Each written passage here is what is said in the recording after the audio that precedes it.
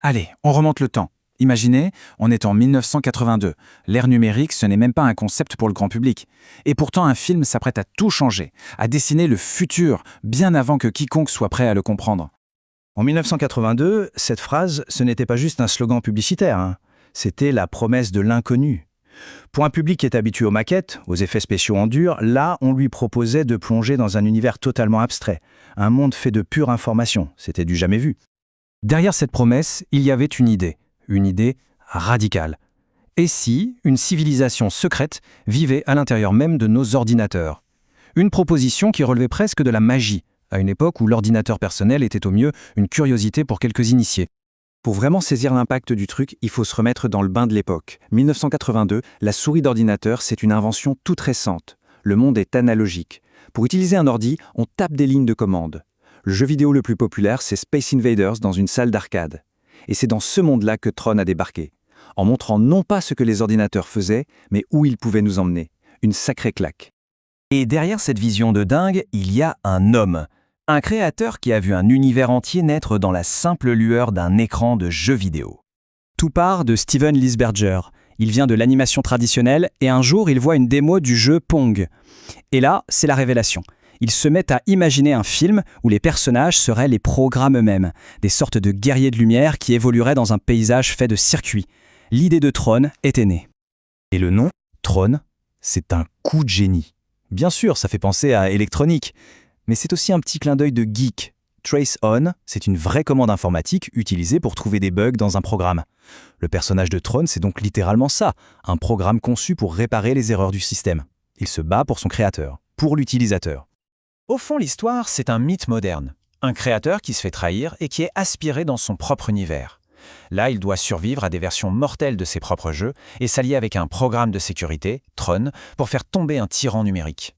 C'est un conte assez classique, la lutte contre l'oppression, mais transposé dans une arène complètement nouvelle. Bon, avoir une vision, c'est une chose. La réaliser, c'en est une autre. Alors comment ils ont bien pu forger cet univers numérique avec la technologie, disons, primitive de l'époque? Il faut bien comprendre une chose, il n'y avait aucun mode d'emploi. L'équipe n'a pas seulement fait un film, elle a dû inventer les outils pour le faire, en cours de route. Chaque plan était une expérience, une avancée vers ce qui allait devenir la norme des dizaines d'années plus tard. Et pour ça, Disney a misé gros, 17 millions de dollars. En 1982, c'est un budget colossal, surtout pour un studio qui cherchait à se réinventer. C'était un pari énorme, un vrai saut dans l'inconnu sur une technologie et un concept totalement inédit. Alors pour créer ces images, ils avaient le superordinateur le plus puissant de l'époque. Sa mémoire, 8 mégaoctets. Pour vous donner une idée, c'est moins que la taille d'une seule photo prise avec un smartphone aujourd'hui. C'est juste délirant. Chaque image du film devait être calculée ligne par ligne, presque à l'aveugle. En fait, la vraie magie de Tron, c'est que c'est un film hybride. Ce n'est pas du 100% image de synthèse. D'un côté, on a les décors et les véhicules, créés par ordinateur, ce qui était une première. Mais de l'autre, les acteurs, eux, étaient filmés en noir et blanc. Et ensuite, des artistes venaient peindre à la main les circuits lumineux sur des milliers de pellicules. C'était un mélange incroyable entre la plus haute technologie et l'animation traditionnelle, un travail de titan. Et pour créer un monde aussi unique, il fallait une équipe de rêve. Lisberger a rassemblé des légendes. Sid Mead, le cerveau derrière les visuels de Blade Runner, a conçu les véhicules. Le grand artiste français Moebius a imaginé les costumes. Et la musique, c'est Wendy Carlos, une pionnière du synthétiseur, qui avait fait la bande-son d'Orange Mécanique. Bref, que du lourd. Le film sort enfin, mais la réception est déconcertante. C'est là que l'histoire prend une tournure que personne n'avait vraiment vu venir. Imaginez le choc. Le public voit quelque chose de totalement nouveau, visuellement époustouflant, mais peut-être un peu trop abstrait, un peu trop froid, pour une époque qui était habituée à des histoires plus classiques. La prouesse technique n'a pas immédiatement trouvé son public. Les gens étaient un peu perdus. Côté chiffres, le film a été rentable. Il a rapporté presque le double de son budget. Ce n'était donc pas un échec commercial.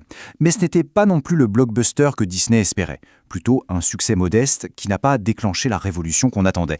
Enfin, pas tout de suite. Cette critique de l'époque résume parfaitement le sentiment général. Tout le monde était d'accord. C'était une fête pour les yeux. L'innovation visuelle était là. Mais beaucoup ont trouvé que l'histoire manquait un peu de chaleur, d'émotion.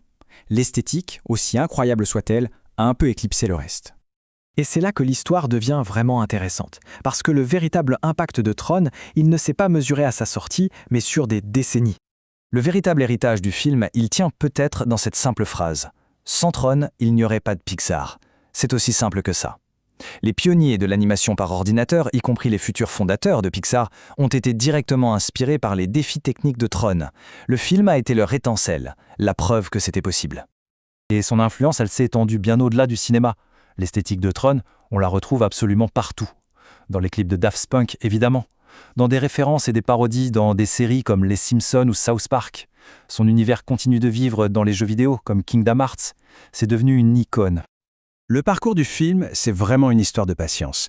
Ce qui a commencé comme un succès modeste en 82 est devenu, avec le temps, un classique culte, puis une franchise complète. Le monde a finalement rattrapé la vision de Steven Lisberger, ce qui prouve que certaines idées ont juste besoin de temps pour être comprises. Au final, l'histoire de Tron nous rappelle qu'une innovation, c'est souvent juste une idée en avance sur son temps. Et ça nous amène à une question, non ? Combien d'idées, qu'on juge aujourd'hui un peu étranges ou radicales, attendent simplement que le monde soit enfin prêt à les rattraper ?